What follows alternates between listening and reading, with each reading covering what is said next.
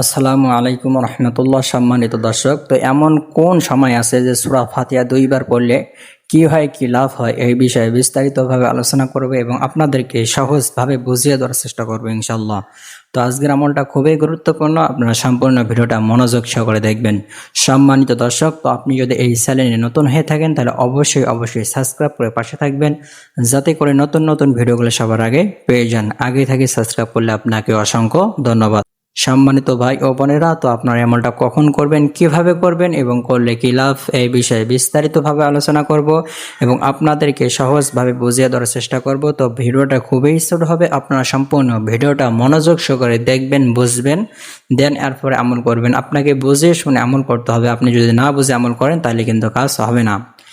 আর হ্যাঁ, একটা কথা আপনাকে সবসময় মনে রাখতে হবে, আপনি যে কোনো কাজ করেন না কোনো, সর্বপ্রথম আপনার নিয়তটা ঠিক করে নেবেন, নিয়তটা সই করে নেবেন। আল্লাহ রসুল বলেন, ইন্নামাল আমালু বিন্নিয়াত, সমস্ত কাজ নিয়তের উপরে নির্ভর করে। তো আপনি যখন যে কাজ করবেন তখন সে কাজের জন্য নিয়তটা করে নেবেন। আর আপনাকে এই আমলটা করার জন্য তেমন কিছুই করতে হবে না, পবিত্র হয়ে এবং নিয়তটা সই করে আমলটা করতে হবে। আমলটা শুরু করার আগে অবশ্যই আপনাকে 3বার ইস্তেগফার করতে হবে। আস্তাগফিরুল্লাহ, আস্তাগফিরুল্লাহ, আস্তাগফিরুল্লাহ। এরপরে আপনাকে 3বার দরুদ শরীফ পড়তে হবে, অর্থাৎ দরুদে ইব্রাহিম, যে দরুদ শরীফ আমরা নামাজের মধ্যে পড়ে থাকি, এই দরুদ শরীফ আপনাকে 3বার পড়তে হবে।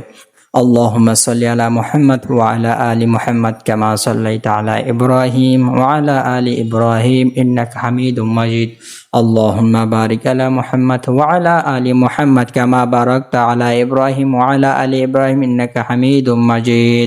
তো এইভাবে আপনারা 3বার পড়ে নেবেন। তো আপনি যদি এই দরুদ শরীফ পড়তে না পারেন তাহলে বলবেন সাল্লাল্লাহু আলাইহি ওয়াসাল্লাম, সাল্লাল্লাহু আলাইহি সাল্লাম, সাল্লাল্লাহু আলাইহি সাল্লাম, এভাবে কয়েকবার পড়ে নেবেন। এরপরে আউযু বিল্লাহ এবং বিসমিল্লাহর সহিত সূরাতুল ফাতিহা 2বার পড়ে নেবেন। আউযু বিল্লাহি মিনাশ শাইতানির রাজিম, বিসমিল্লাহির রহমানির রহিম, আলহামদুলিল্লাহি রাব্বিল আলামিন, আর রহমানির রহিম, মালিকি ইয়াউমিদ্দিন, ইয়্যাকা না'বুদু ওয়া ইয়্যাকা নাস্তাইন, ইহদিনাস সিরাতাল মুস্তাকিম, সিরাতাল লাযিনা আন'আমতা আলাইহিম গায়রিল মাগদুবি আলাইহিম ওয়ালাদ-দাল্লিন।